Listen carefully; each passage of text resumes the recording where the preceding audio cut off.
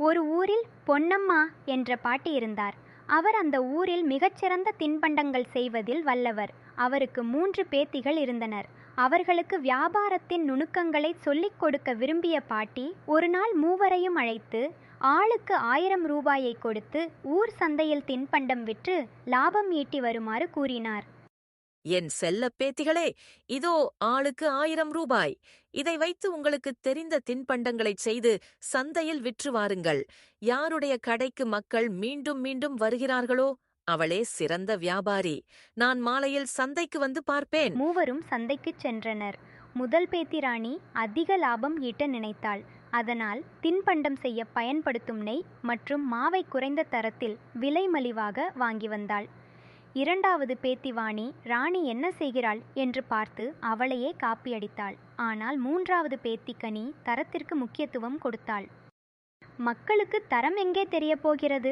நான் பழைய எண்ணெயையும் மலிவான சர்க்கரையையும் பயன்படுத்தினால் எனக்கு லாபம் 2 மடங்காக கிடைக்கும். மாலையில் பாட்டியிடம் நிறைய பணத்தை காட்டி பரிசு வாங்கப் போவது நான்தான். ராணி அக்கா மலிவான பொருட்களை வாங்கினால் நானும் அதையே செய்கிறேன்.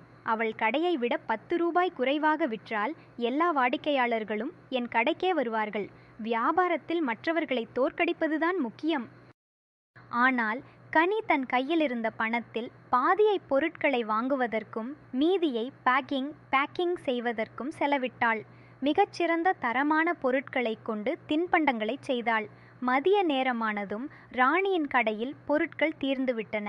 ஆனால் சாப்பிட்டவர்கள் சிறிது நேரத்திலேயே இது சுவையாக இல்லை, வயிறு வலிக்கிறது என்று புகார் கூறினர். வாணியின் கடைக்கு ஒருவரும் வரவில்லை. ஆனால் கனியின் கடையைச் சுற்றி மக்கள் கூட்டம் கூடி நின்றது. மாலை நேரம் வந்தது. பாட்டி சந்தைக்கு வந்தார். ராணியின் கையில் நிறைய பணம் இருந்தது. ஆனால் அவளை சுற்றி மக்கள் திட்டிக் கொண்டிருந்தனர். வாணியின் கடை காலியாக இருந்தது. கனியிடம் பணம் குறைவாகவே இருந்தது. ஆனால் அவளை சுற்றி 10 பேர் நாளைக்கும் இதே போல தின்பண்டம் கொண்டு வருவாயா என்று அன்புடன் கேட்டுக்கொண்டிருந்தனர். பார்த்தீர்களா? வியாபாரம் என்பது பணத்தைச் சேர்ப்பது மட்டுமல்ல, மக்களின் நம்பிக்கையை பெறுவது. ராணி, நீ தரத்தை இழந்தாய். வாணி, நீ உன் தனித்துவத்தை இழந்தாய். ஆனால் கனி, நீ லாபத்தை குறைவாகப் பெற்றாலும் நிரந்தரமான வாடிக்கையாளர்களைப் பெற்றுவிட்டாய். நீயே சிறந்த வியாபாரி.